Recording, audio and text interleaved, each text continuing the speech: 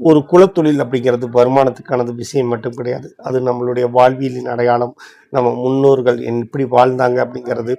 ஆனால் அது காலப்போக்கில் கால மாற்றத்தில் அது உடஞ்சி வீணாக போகும்போது அந்த வீட்டோட ஆண்மகன் அந்த தொழிலை விடும்போது எவ்வளவு வழிகளை அனுபவிப்பான் அப்படிங்கிறது யாராலுமே சொல்ல முடியாது. அது ஒரு ஆணுக்கு மட்டுமே தெரிஞ்ச விஷயம். என்னுடைய வேலையை குறை சொல்கிறவங்களுக்கு தாண்டி நான் என்னோட வேலையில் நான் முழுசாக இருப்பேன். ஏன்னா ஒரு ஆணுக்கு குடும்பம் அப்படிங்கிறத தாண்டி தான் பார்க்கக்கூடிய தொழில் அப்படிங்கிறது அவனுக்கு ரொம்ப முக்கியமாக இருக்கும். அது அவனோட உணர்வுகளோட சேர்ந்து பிணைஞ்சு இருக்கக்கூடிய விஷயமா இருக்கும். அவனோட தொழிலை யாராவது, அது என்ன தொழிலாக வேணாலும் இருக்கலாம், யாராவது குறை சொல்லணும்னா சட்டுன்னு கோபம் போகும். அப்படிப்பட்ட ஒரு தொழிலை அவன் விடும்போது அவனுடைய வழிகள் எப்படி இருக்கும், வேதனைகள் எப்படி இருக்கும், தான் பார்த்துக்கிட்டு இருந்த தொழில் கண் முன்னாடி கொஞ்சம் கொஞ்சமாக சிதைஞ்சா எப்படி இருக்கும். ஹைங்க, நான் இந்த வீடியோவில் உங்கள் கூட பேசக்கூடிய படம் ஹபீபி. இந்த படத்தை நிறைய பேர் எங்கிட்ட கேட்டிருந்தாங்க, அந்த படத்தை பற்றி பேசுங்க அப்படின்னு சொல்லியிருந்தாங்க. படமும் நல்லா இருக்குது அப்படிங்கிற மாதிரி தான் சொன்னாங்க. பட் பெருசாக போகலை அப்படிங்கிறது நிஜம். இந்த படத்தை நான் 4-5 நாளாக உட்காந்து பார்த்துருக்கேன் அப்படிங்கிறதும் நிஜம். மெதுவாக ஸ்லோவாக கொஞ்சம் கொஞ்சமாக பார்த்துருக்கேன். என்ன சொல்ல, படம் ஸ்லோவாக போகுது, நிறைய ட்ராமா நாடகத்தனமாக இருக்குது. இப்போ தெரிஞ்ச முகங்கள் யாருமே கிடையாது. ஒரு சீனை எப்படி ஆரம்பிக்கணும் எப்படி முடிக்கணுங்கிறதுல நிறைய குழப்பங்கள் இருக்குது. ஆமாம், இது எல்லாமே இருக்குது. பட் படம் நல்லா இருக்குது. அவசியமாக பார்க்க வேண்டிய படம்னு மனசுக்கு தோண ஆரம்பிக்குது. ஏன்னா இது வரைக்கும் முஸ்லீம்களை பற்றி பேசும்போது எல்லாருமே தீவிரவாதிகள், வில்லன்கள், இல்லை கொடூரமானவங்க, அவங்க எதையும் செய்ய துணிஞ்சவங்க, அவங்களுடைய வாழ்க்கை முறையே வேறு அப்படி இப்படின்னு இது வரைக்கும் தமிழ் சினிமாவாக இருக்கட்டும், இல்லை ஒட்டுமொத்த சினிமாவாக இருக்கட்டும், அப்படி தான் இருந்திருக்கு. நாம் வளர்க்கப்படுறதே ஒரு ஹிந்துக்கள் அப்படிங்கிற சொல்லக்கூடியவங்க, நம்ம வளர்க்கப்படுற விதமே அப்படியே தான் இருக்குது. நான் எனக்கு சின்ன வயசில் சொன்னதெல்லாம் அதுதான். நம்ம மீசை வச்சா அவங்க மீசை எடுத்துருவாங்க, நம்ம தாடி எடுப்போம் அவங்க தாடி வைப்பாங்க, நம்ம சூரியனை பார்த்து கும்பிடுவோம் அவங்க சூரியனுக்கு ஏற்ற திசையில் பார்த்து கும்பிடுவாங்க. நிறைய நிறைய நிறைய நிறைய விஷயங்கள் நமக்கு எல்லா விதத்துலையுமே அவங்க ஆப்போசிட்டாக தான் செய்வாங்க அப்படிங்கிற மாதிரியான ஒரு விஷயத்த சொல்லிக்கிட்டே இருப்பாங்க. அதனாலே எனக்கு சின்ன வயசில், அதாவது ஒரு 5-6 வயசில் எனக்கு தெரிஞ்ச விஷயங்கள். அதுக்கப்புறமா எனக்கு நண்பர்கள் முஸ்லீமில் எல்லாத்துலேயுமே நண்பர்கள் இருந்திருக்காங்க.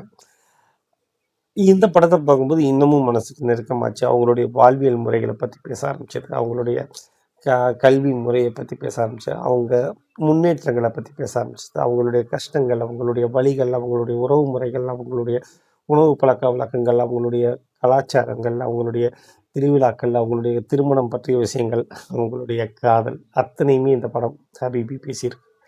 ஒரு சின்ன ஒரு சிற்றூரில் தறி நெய்யக்கூடிய ஒரு ஊர், 3 தலைமுறையாக தறி நெஞ்சிட்டு இருக்கக்கூடிய ஒருத்தர், கொஞ்சம் கொஞ்சமாக விசைத்தறிகள் வந்ததுக்கப்புறமா அந்த வியாபாரம் படுத்து போகுது.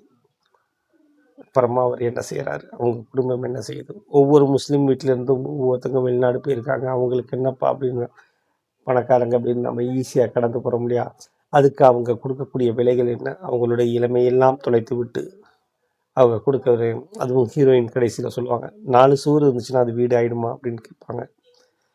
இன்னொரு சீனில் ஹீரோ சொல்லுவான், வாழ்க்கையை விற்று வாழ்க்கையை வாங்கி நான் என்ன செய்ய போகிறேன் அப்படின்னு சொல்லுவான். நிஜமாக இந்த அவங்களுடைய வழிகளை பேசுது, அவங்களுடைய பணத்துக்காக எங்கெங்கெல்லாம் ஓட வேண்டியிருக்கு, எப்படியெல்லாம் இருக்க வேண்டியிருக்கு, நம் தலைமுறை தலைத்து விடாதா அப்படிங்கிறதுக்காக அவங்களுடைய வாழ்க்கையை தொலைத்து கொண்டு இருக்கக்கூடிய வாழ்க்கையை பற்றி பேசியிருக்கக்கூடிய படம் ஹபீபி. கஸ்தூரி ராஜா பண்ணியிருக்காரு. அப்புறமா ஹீரோயின் மட்டும்தான் நமக்கு மாளவிகா, அவங்கள மட்டும்தான் நமக்கு தெரியும். மற்றபடி எல்லாருமே புதுமுகங்கள் தான். பட் நல்லா பண்ணியிருக்காங்க. அந்த உறுத்தாத இசை இன்னமும் நல்லா இருக்குது.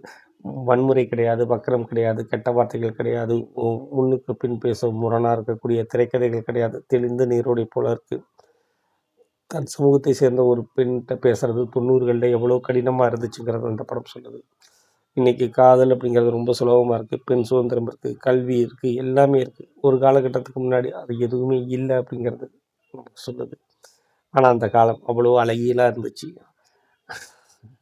பெண் என்பவள் ஆணுக்கு அதிசயமாகவும், ஆண் என்பவன் பெண்ணுக்கு அவதார புருஷனாகவும் இருந்த காலங்கள் அது.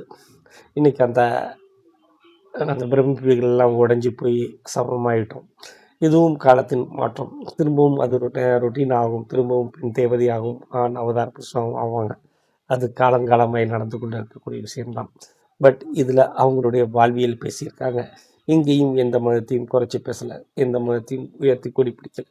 தங்களுடைய மதங்களை பற்றி பேசியிருக்காங்க, இங்கே தங்களுடைய மார்க்கங்களை பற்றி பேசியிருக்காங்க, தங்களுடைய வழிகளை பற்றி பேசியிருக்காங்க. ஒரு குடும்பத்துக்கு ஆண்மகன் எவ்வளோ முக்கியங்கிறத பற்றி பேசியிருக்காங்க.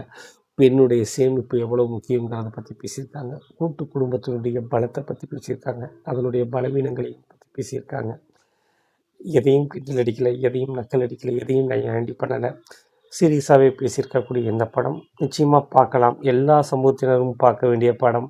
பார்க்கக்கூடிய வகையில் கமர்ஷியலாகவும் எடுத்திருக்காங்க. கடைசி கட்டங்களில் சின்னதாக பரபரப்பையும் கூட்டியிருக்காங்க. பட் முடிவில் எனக்கு இன்னமும் தெளிவில்லை. இந்த முடிவு அவசியம் அப்படிங்கிறதும் எனக்கு புரியலை. ஏன்னா சட்டுன்னு முடித்த மாதிரி இருக்குது. முடிக்கணுமே அப்படிங்கிற முடித்த மாதிரி இருக்குது.